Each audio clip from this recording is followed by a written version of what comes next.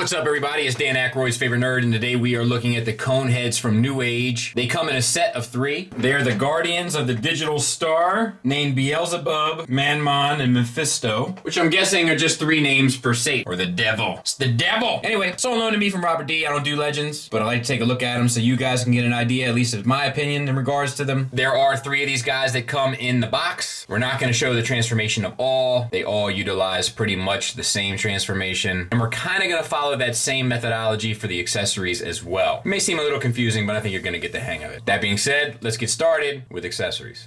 You get 2 sets of extra hands for each character. They are identical. You get a set of posing hands and a set of pointing hands. 2 sets are black and 1 set is gray. It comes with a set of null rays for each, 2 black sets and 1 gray set. They all have ports underneath their wings where you can plug them in. Of course, these will peg in to the shoulders in robot mode as well. You get null ray covers, once again, 2 sets for the black, 1 set for the gray. You take the null ray cover and you slide the null ray into it. It'll sit with tension. Obviously, that too will plug into the bottom of the wings. Obviously, these will just plug onto the null rays in robot mode as well. I'm just showing, you should use the gray one. I'm just showing you the black one because it's here. You get a total of 4 translucent effect pieces that are yellow, and 3 of them are shaped like this with this kind of jagged edge to it, so to speak. No R&B, just saying. And you get this one more sort of just simple laser blast. They will hold on and plug in with tension from the null rays to create this effect. But you get more effects. You get 3 sets of these light blue. It has the light blue translucent effect and then the clear translucent effect, and then 3 sets of these pink ones, so to speak, and they have the pink tips and the translucent plastic towards the end. The pink tipped ones will fit on the null ray in the same manner that the yellow ones will. The blue effect pieces will plug into the thrusters. It comes with 3 display stands with this metallic flecked purple that looks beautiful. They will sit this way or this way depending on how you want them. On the underside, all of these pieces are plugged in. We're going to take them off.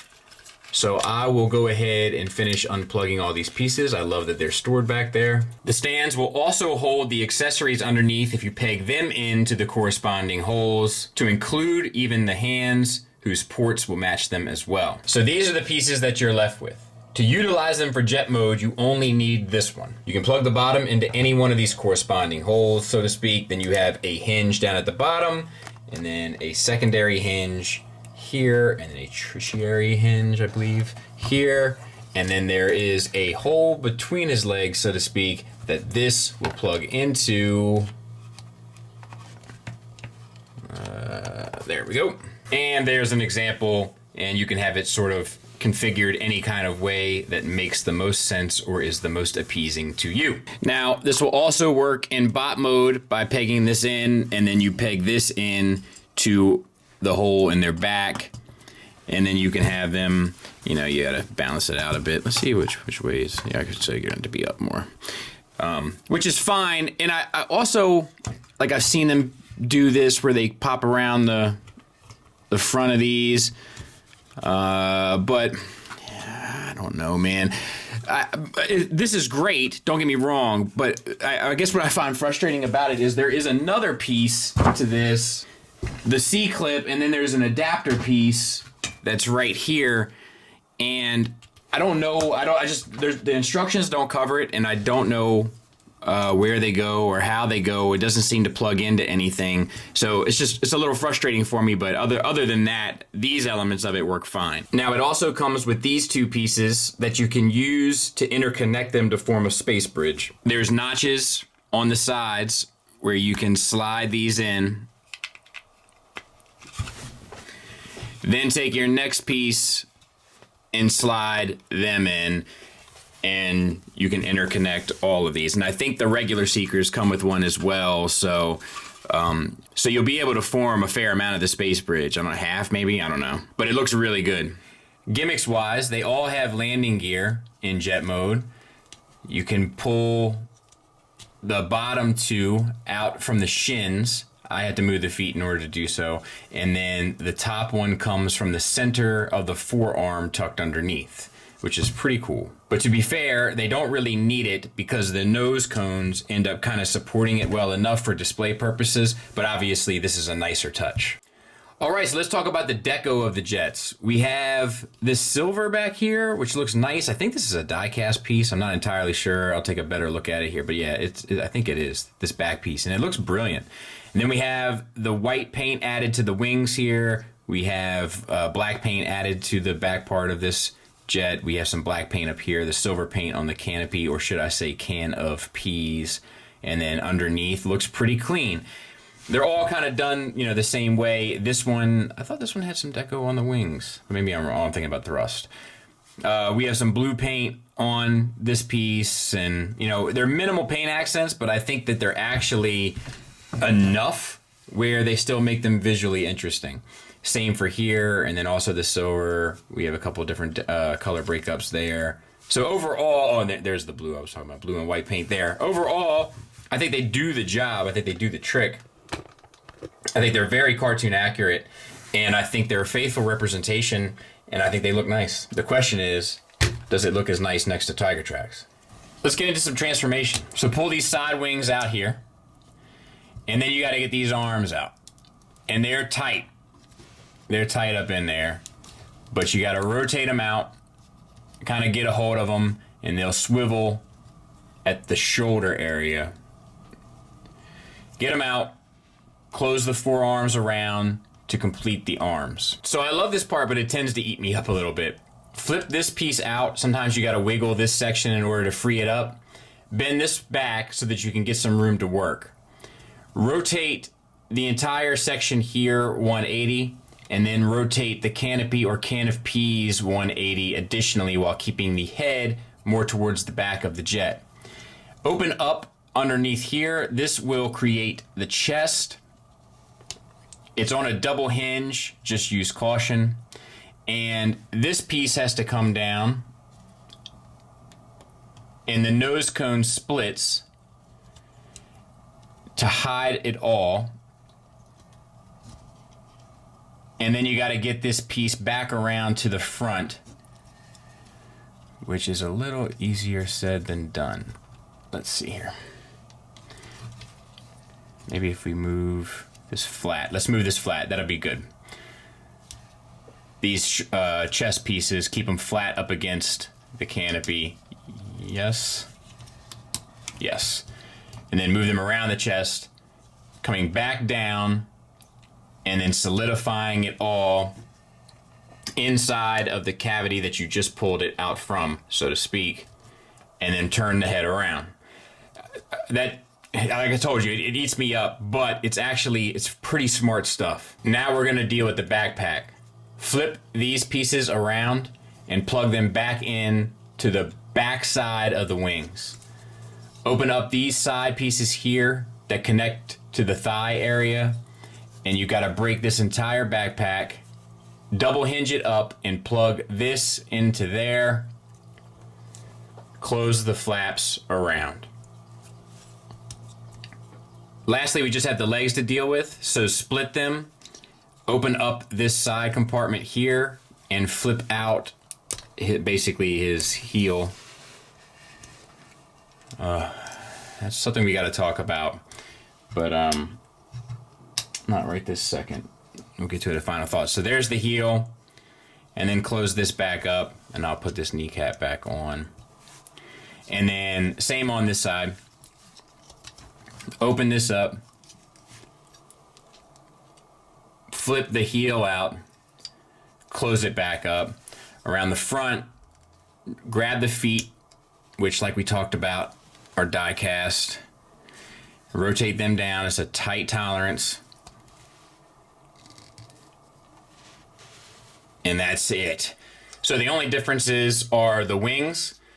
The dirge wing slides out and sits collapsed against the body, and then when you pull it down, you rotate it up, and then you slide it in, and I think that's his. You can also turn it to the side, so there's a couple different options with him.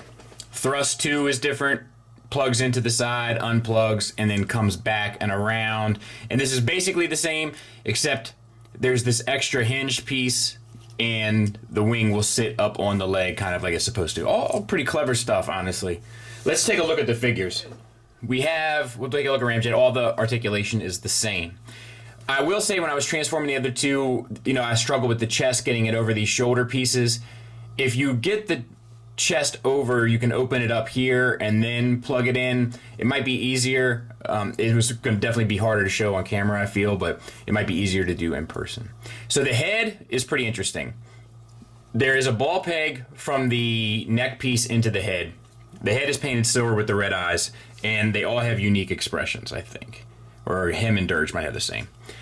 So you get a little bit down, you get a good bit up, you get the swivel, you get a little bit of the confused dog look, but that's actually from the neck piece swiveling, how we had to turn it around 180. So that's pretty cool. You have a waist swivel, and you have an ab crunch. The one thing that's worth mentioning is there is a gap in all of their abdomens. I don't think it's a big deal, but you may. It's worth noting. We have the black paint, or it might be, yeah, it's black paint and silver paint, and then we have the kind of details, the gold and red details in the shoulders. As for the shoulders themselves, they're on ball pegs. They also, the piece swivels out from the engineering, so you get a little bit more up, so you get past 90 degrees, and you get around. You get a bicep swivel at the elbow.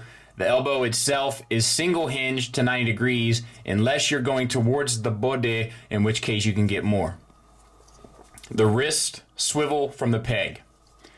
As for the pelvis area, we have the silver paint and then the cockpit area that's painted. And then we have T-jointed ball joints for hips that get you the full Van Damme, the full Monty, a thigh swivel at a cut joint, a single hinged knee that gets you 90 degrees, and the feet. We have a little bit of red and gold paint here, and we have all of this is painted because this is die cast. And you get a toe tilt, and then this whole piece is on a rocker. The toe tilt will go not down any further, but it will go up and kind of act as an ankle tilt up, but no down. Pretty impressive, man. Like, in all honesty, they really did a knockout job. The size comparison wise, there he is with Iron Factory's Tarn. And for the sake of tradition, Iron Factory's Blaster and the Hasbro Stunicon. There they are on the DX9 chart, so a little big. There they are on the Magic Square chart, so about right. The inconsistencies of these Legends class figures in regards to scale is going to make me lose my mind.